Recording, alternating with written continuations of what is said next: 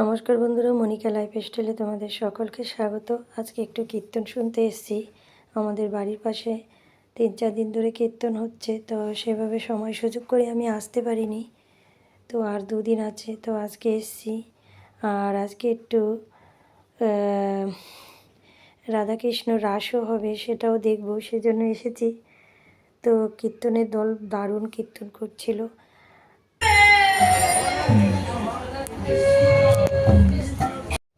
তো এরপরে এক দাদা এদেরই দলের বাঁশি বাজাবে। সে কি মধুর সুরের বাঁশি!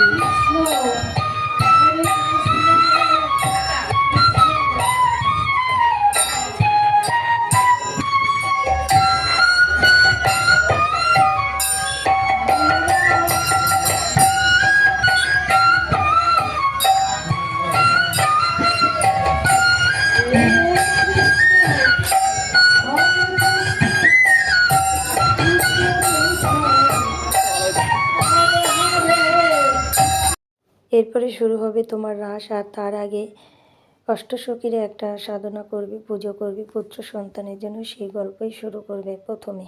তো কি মায়ের পুজো করবে সেটা তোমরা দেখো, দেখে তোমরা কমেন্ট করে জানিও। তারপরেই শুরু হবে রাসের পর্ব।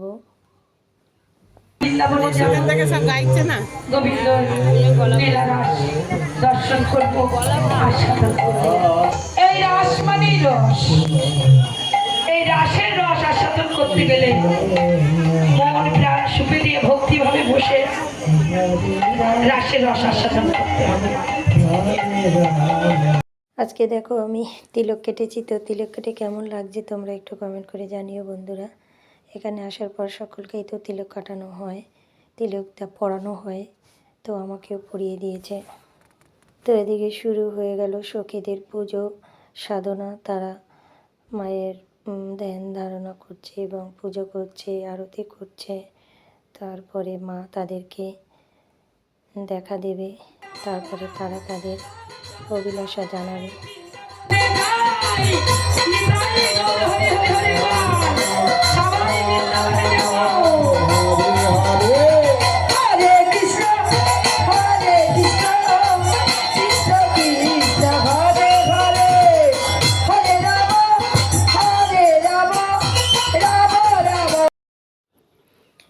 এদিকে সখীরা তো পুজো করেই যাচ্ছে, সাধনা করেই যাচ্ছে তারা।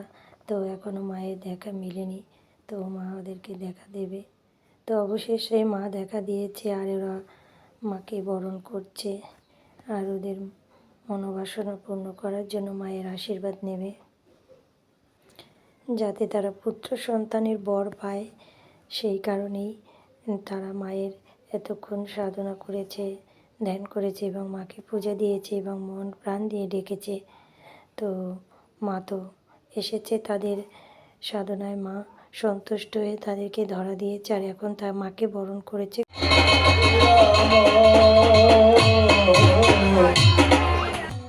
তো পুজো শেষ করে এবার তার পুজোতে সন্তুষ্ট হয়ে মা তাদের সাথে নাচছে। এটা ছিল অষ্টসখীর একটা অভিলাষা যে তারা মায়ের সাথে নাচ করবে, তো তার নাচ করছে। এরপরে তোমার রাস মিলন শুরু হবে, তো তোমরা দেখতে থাকো। গভীর রাতে এই গভীর বনের মাঝে এসেছো, তোমাদের কি পরাণে ভয় বলতে কিচ্ছু নেই? হ্যাঁ ও বন্ধু, তুমি তো বংশীধ্বনি করে ডাকলে। বংশীর ধ্বনি করে ডাকতে আমার বয়ে গেছে। এই বৃন্দাবনে আরো গোপীগণ আছে, তাহলে এই গোপীগণ কি কানে কালা? হ্যাঁ গো মায়েরা, আপনারা শুনতে পেয়েছিলেন? হ্যাঁ, সব রাধারানীর দলে। ও মাইরা, যারা যারা শুনতে পেয়েছো তারা একটু হাত উঁচু করো তো। ওই দেখো সবাই শুনতে পেয়েছে, দেখেছো? আমরা মিথ্যা কথা বলছি না বন্ধু। শোনো শোনো, শীতে বেলা সিঁদুর হাতে তোমাদের শাখা পালা, তার মানে তোমাদের ঘরে স্বামী আছে। আছে তো বন্ধু। ও বাবা, আবার বলছে আছে তো বন্ধু। তা ঘরে স্বামী থাকতে ও গোপীগণ, বলো বন্ধু। ঘরে স্বামী থাকতে এই পর স্বামীকে নিয়ে ঘিরে নৃত্য করছো কেন? ও বন্ধু, গৃহ আছে গৃহস্বামী, তুমি যে আমাদের জগতের স্বামী বন্ধু। ছি ছি ছি ছি ছি ছি। ও বন্ধু, ঘরে আছে ঘর স্বামী আর তুমি আমাদের জগৎ স্বামী। তাহলে কয়টা স্বামী হলো আমার? দুটা। তাহলে ঘরেও স্বামী আবার বাহিরেও স্বামী। ও গোপীগণ, বলো বন্ধু। তোমাদের ঘরেও স্বামী আবার বাইরেও স্বামী।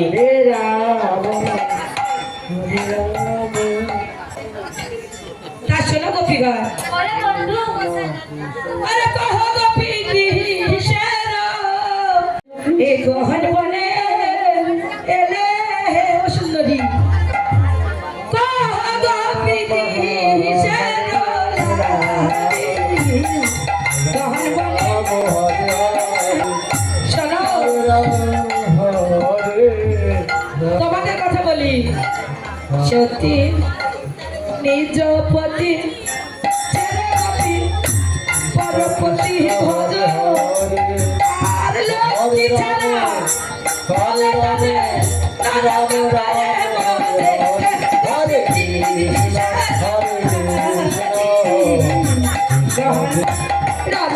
হরে হরে। শোনো সুন্দরীরা, সতী যারা তাদের প্রতি কেমন হয় জানো? ওই যে উঁচু উঁচু পাহাড় পর্বত দেখেছো, সেই পর্বতের উপরে মাথার চূড়া থাকে না, তেমনি। আর অসতীর প্রতি হয় ভাঙা নামের গোড়া। বলো কি জন্য এসেছো? পরপতির জন্য। ও বন্ধু, কিসের জন্য এসেছি জানো? তোমার চরণ সেবা করতে বলে এসেছি। রে বাবা, এ গোপীগণ বলে কি, ও বন্ধু তোমার চরণ সেবা করবো বলে এসেছি।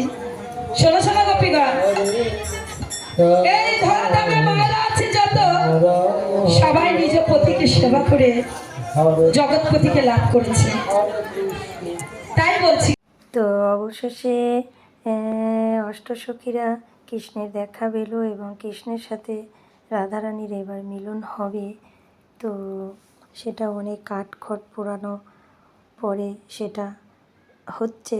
তো তার ভেতরে মাঝে তো অনেক গল্প হয়ে গেল, অনেক কাহিনী তো তোমরা তো শুনলে আর দেখলে। আসলে আমি তো আর পুরোটা তুলতে পারিনি, করতে গেলে করেছি, কিন্তু তোমাদের দেখাতে পারছি না, তাতে ভিডিওটা অনেক বড় হয়ে যাবে, তাতেও অনেক বড় হয়ে গেছে। আর এই যে রাধারানীর মিলনে সকলে মিষ্টি খাওয়াচ্ছে খুশিতে এবং তাদেরকে বরণ করছে। আর এখন বাজে রাত 2টো। তো আমি বাড়িতে আসলাম রাত 2টোর সময়, আর এদিকে এসে দেখি সকলে ঘুমিয়ে পড়েছে। তো আমি এখন ফ্রেশ হয়ে শুয়ে পড়বো। তো আজকের এই রাধারানীর মিলন পর্ব ঠিক কেমন লাগলো তোমরা কমেন্ট করে জানাবে। ভালো লাগলে প্লিজ একটা লাইক করো আর সাবস্ক্রাইব করে আমার পাশে থেকো। আর সকলে ভালো থেকো।